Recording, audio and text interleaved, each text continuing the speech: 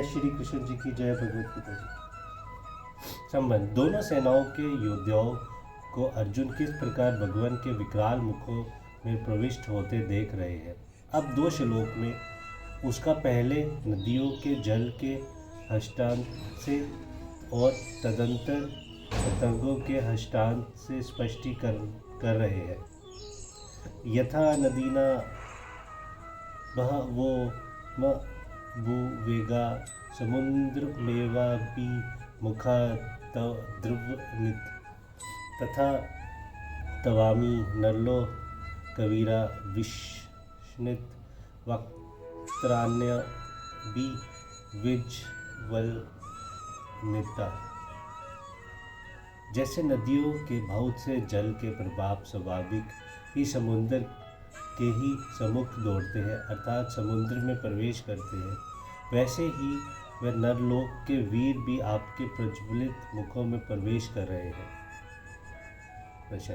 इस श्लोक में नदियों के समुद्र में प्रवेश करना हस्तांत देकर प्रवेश होने वाले के लिए नरलोक वीर विशेषण किस अभिप्राय से दिया गया है और तथा मुखों के साथ अभिविज्वलित विशेषण देने का क्या अभिप्राय है।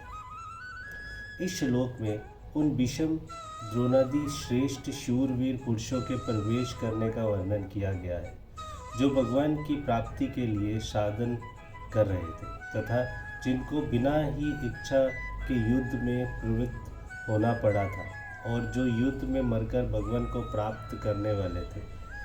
इसी हेतु से उनके लिए नरलोक वीरा विशेषण दिया गया है। वह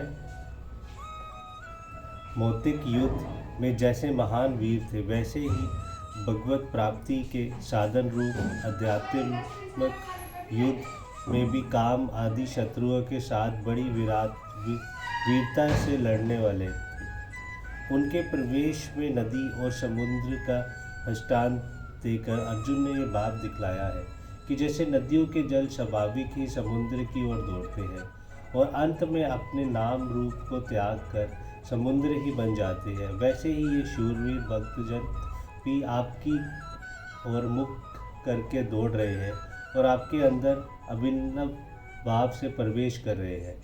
यहाँ मुखों के साथ अभिविज्वलित विशेषण देकर ये भाव दिखलाया गया है कि जैसे समुद्र में सब ओर से जल ही जल भर रहा था और नदियों का जल उसमें प्रवेश करके उसके साथ एकत्व को प्राप्त हो जाता है, वैसे ही आपके सब मुख में भी ओर से अत्यंत ज्योतिमय है और उनमें प्रवेश करने वाले शूरवीर भक्तजन भी आपके मुखों की महान ज्योति में अपना ब्रह्म रूप को जलाकर स्वयं ज्योतिमय होकर आप में एकात्म को प्राप्त हो रहे हैं। जय श्री कृष्ण।